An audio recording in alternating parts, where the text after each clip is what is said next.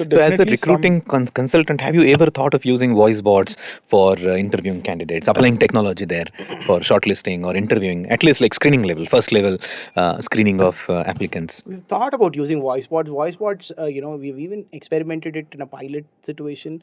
But voice bots, basically, the moment they realize it's a recorded call, they're going to hang up on it. So that would not work out. But we have an automation where, we kind of get all these information so that, only the qualified candidates we talk to. LinkedIn does a decent job. But on top of it, if you're looking at candidates from regular job boards like, say, Naukri Monster, Times, and all of that, right? So then we'll have to do all these things. So, as in, to be very honest, right?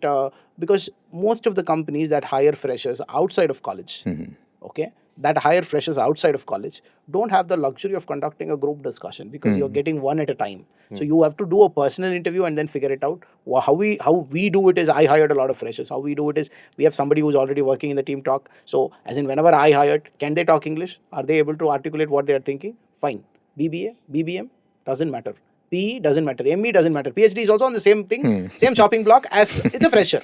I don't care, if you spend 10 years, we had one candidate, one girl who was 29, okay?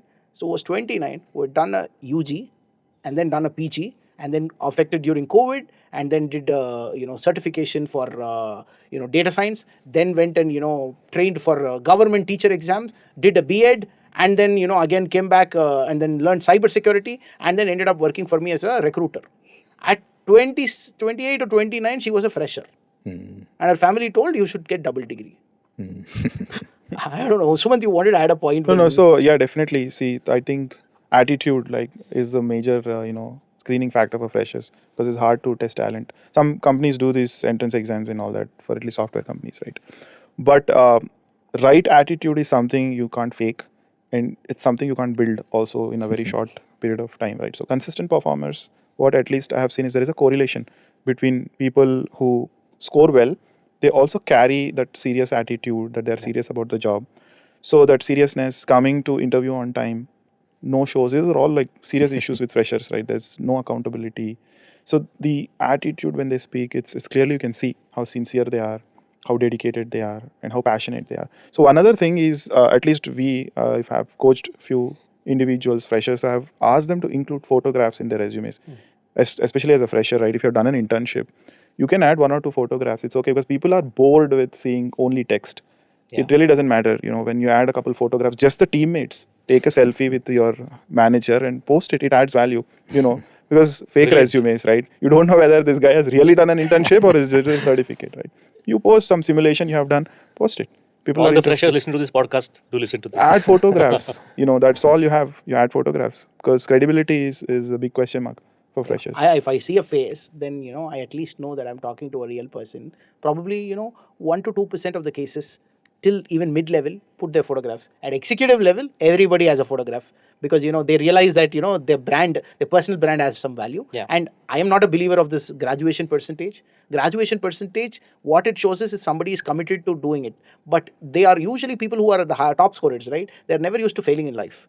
Okay, they've never bounced back. They've always had things easy, and they never relied on external people to get their work done.